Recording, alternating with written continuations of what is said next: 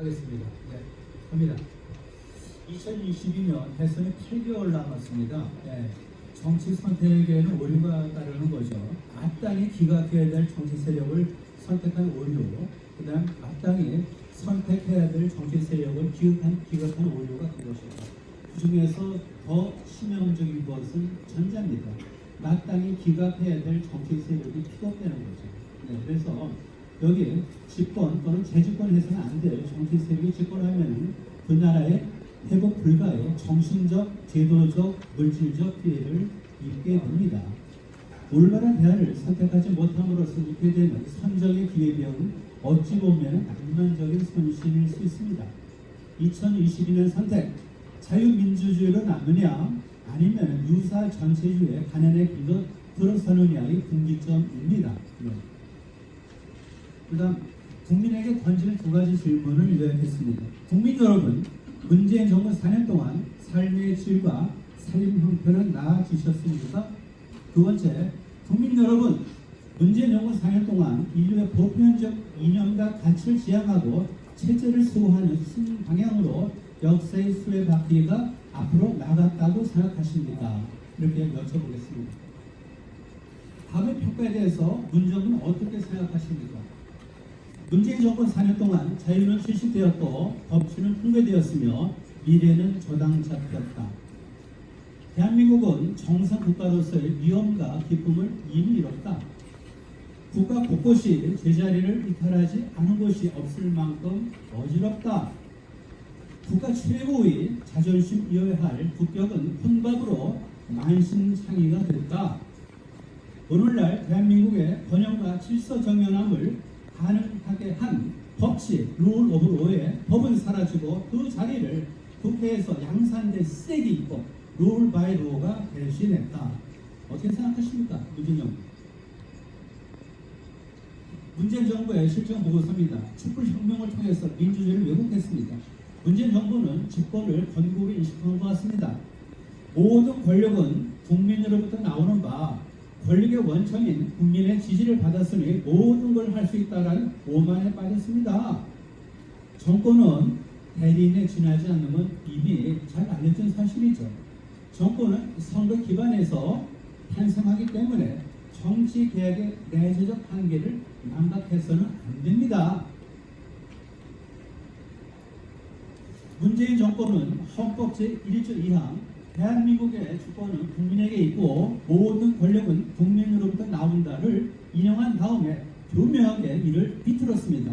모든 권력은 촛불을 든 국민으로부터 나온다고 얘기했습니다. 헌법 제1조 2항의 국민은 군주적 폐지로 빈자리가 된 국왕을 대신하는 상징적 존재로서 국민을 의미하는 것이기 때문에 정치적 대중 집회에 모여서 촛불을 든 사람 의미하는 것이 아닙니다. 문재인 정권은 헌법 개정 자문위원회 자문 총실을 빌어서 자유민주주의에서 자유를 삭탈하려고까지 했습니다. 국민은 국가 에너지 정책의 백년 대결할 수 있는 탈원전 여부 결정을 원전 공론화위원회에 전혀 부여한 적이 없습니다. 그 다음에 두 번째, 반헌법적 낭만적 통일론. 문재인 대통령은 2017년 6월 페루바에서 헌법 4조에 반하는 신한반도 통합 구성을 얘기했습니다. 어떤 형태의 흡수 통일도 추진하지 않을 것이며 통일은 평화가 정착되면 언젠가 남북 간의 합의에 의해서 자연스럽게 이루어질 것이라고 얘기했습니다. 하지만 북한의 핵개발 의지를 무시하고 적과 통일의 야욕을 버리지 않는데 어떻게 평화가 정착됩니까? 역사상 통일은 힘의 관계가 반영된 인위적 정치 변동으로서 합의에 의한 통일은 불가능합니다. 너무나 당연한 거 아닙니까? 북한 인권 침해, 탈북 어부, 강제 송환. 문 대통령은 인간이 먼저다를 외쳤지만 북한 인권에는 눈을 감았습니다. 인권은 인간의 자연권적인 권리이기 때문에 체제에 관계없습니다. 북한을 자극하지 않고 화나게 하지 않고 불편하게 하지 않으면서 남북관계 진전을 통해서 북한 인권을 개선할 수 있다고 주장한다면 이는 바로 외변입니다. 문재인 정권은 흡수 통일을 극구 반대했습니다. 흡수 통일을 포기하겠다는 것은 뭡니까? 흡수 통일 당하겠다는 것을 얘기한 것과 뭐가 다르냐 그런 얘기입니다. 자유 질식시키는 국민 위에 군림한 국가입니다. 이낙연 전 민주당 대표는 사회 경제적 민주주의를 위한 대안을 제안했습니다. 이런 얘기했어요. 내 삶이 국가에 더 강력하고 세심한 보호를 받도록 하겠다는 것은 뒤집어 보세요. 개인을 국가에 복속시키겠다는 겁니다. 로크에 따르면 헌법은 국가 권력의 남용 방지하는 수행의 규범입니다. 헌법을 통해서 국민이 보호되는 게 아니라 권력자의 권력 남용을 견제하는 수뇌부의 보호가 헌법입니다. 따라서 제발 좀 인권에게 거꾸로 생각하지 마세요. 이낙연 전 총리는 사회 경제적 대안을 통해서 승자 독식의 구조를 상생과 협력의 구조를 바꾸겠다. 어떻게 하시겠습니까? 국가 권력이 전지하고 전능하고 불평 부담하면 간용합니다. 하지만 국가 권력이 전지전능했다면은 사회주의 국가 제일 잘 사는 나라가 됐겠죠. 그렇기 때문에 비인격적 시장 기구에 자원 배분을 아끼는 그것이 최선입니다. 민주주의 앞에 어떤 수식어를 붙이더라도 자유민주주의 시장 경제 체제보다 우월한 체제는 있을 수가 없습니다. 이것이 역사의 경험 아닙니까? 국민 밥그릇 깬 국가 계획주의, 정치 임기가 있죠. 하지만 경제는 있는 그대로 유사합니다. 따라서 문정권은 2017년 5월 10일 날 인수를 했는데 그 당시에 인수할 때 한국 경제에 수없이 뭔가를 분석했어야 되는데 그걸 안 했습니다. 안 하고 문재인 정권은 이 과정을 그대로 건너뛰고 사전에 입력된 좌파 DNA대로 사과하고 행동했습니다. 그래서 결과적으로 국민 밥그릇을 깬 국가 대입지가 열린 겁니다. 왼쪽 보시면요, 이 정권 출범할 때는 이미 경기 정점에서 출발한 거예요. 내려갈 수밖에 없는 건데 그걸 보지 못한 겁니다. 제 오른쪽 보세요.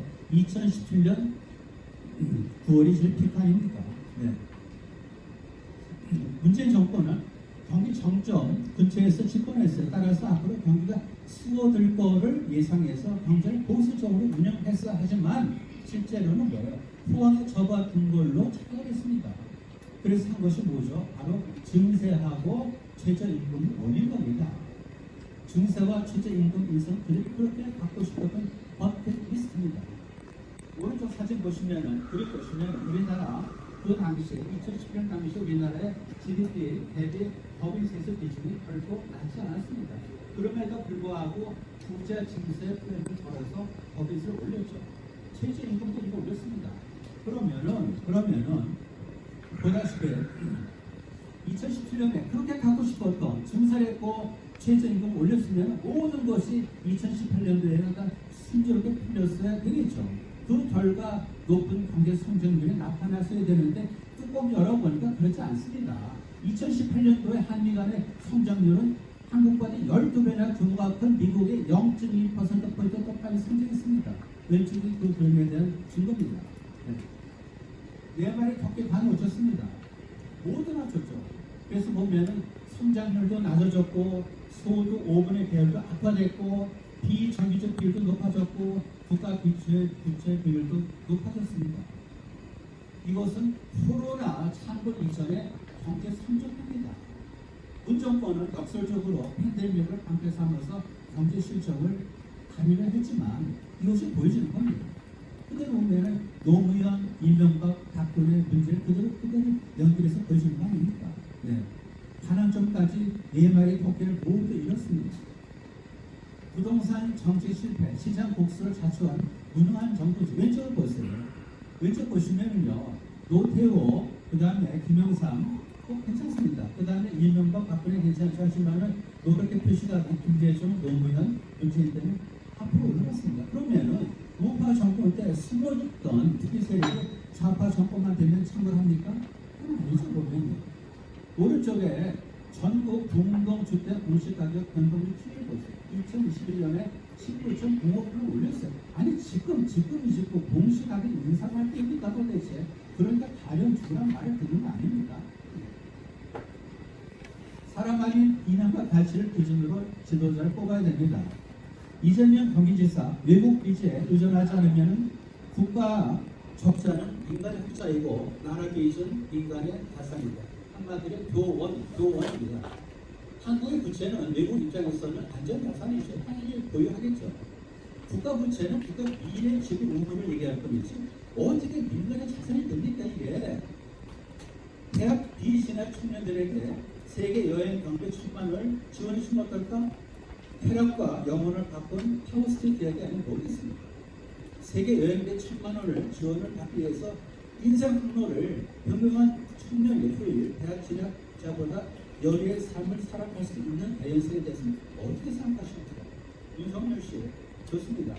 그는 사람에 충성하지 않는다는 말은 대중에 깊이 각인됐습니다. 맞습니다. 그러면 누구에게 충성할 것인가를 여쭤보겠습니다.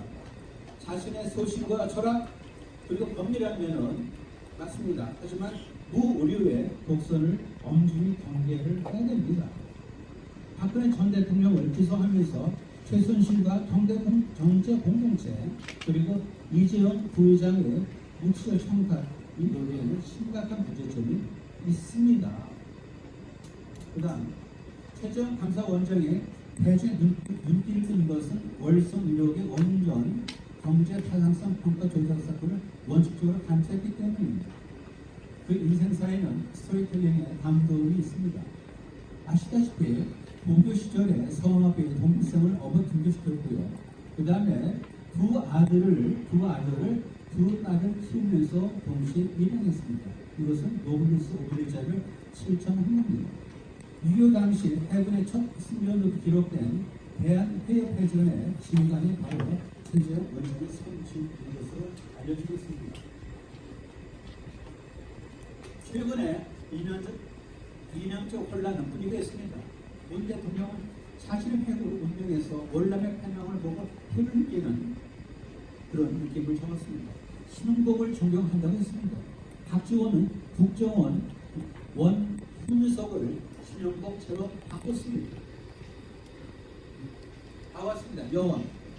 바보들의 정책 사고는 간단합니다. 발전기로 모터를 돌리고 모터가 발전이 돌리는 것입니다. 세금으로 일자리를 만들고 도용된 사람이 세금을 내는 일자리가 지속 가능하다고 생각합니다. 소득주도 성장이요. 돌멩이로 땅을 만든다고 얘기하는 사실입니다. 소득, 분배적, 소득의 성장을 이끈다.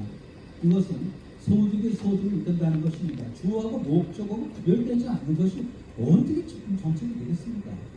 욜로 시감자를 먹어치우겠다는 미래 착취의 자폭이 아닌 도대체 뭡니까? 페카토 모르텔레 이태리 말로 용서받지 못할 죄입니다. 공직자가 국가 예산을 낭비하고 기업가가 이윤을 남기지 못하면 죄를 짓는 겁니다. 우리나라 위정자는 이중으로 죄를 졌습니다. 국가 예산을 방만하게 운영했고요. 기업이 이윤을 내기 어려운 척박한 부적분을 만들었기 때문입니다. 마지막입니다. 문재인 정부 국정 실패의 기저에 깔린 근원적 원리가 뭐냐? 바로 자유, 법치, 그리고 미래에 대해서 철학적으로, 정책적으로 천착하지 않은 것이 가장 큰 이유입니다. 대한민국은 기로에 서 있습니다. 이념과 가치 지형에서 자유는 실시되었고 법치는 무너졌으며 미래는 닫혀 있습니다. 제가 과장합니까? 처음으로 부모 세대보다 못 사는 자식 세대의 길로 들어설 수도 있습니다. 원점으로 해결, 쉽트, 성찰하면 국가 정상화의 출발과 지향점은 자유, 법치, 그리고 미래여야 한다고 생각합니다. 차기 지도자는 개인과 자유 그리고 시장을 복원할 수 있어야 됩니다. 인류 역사는 자유 신장의 역사입니다.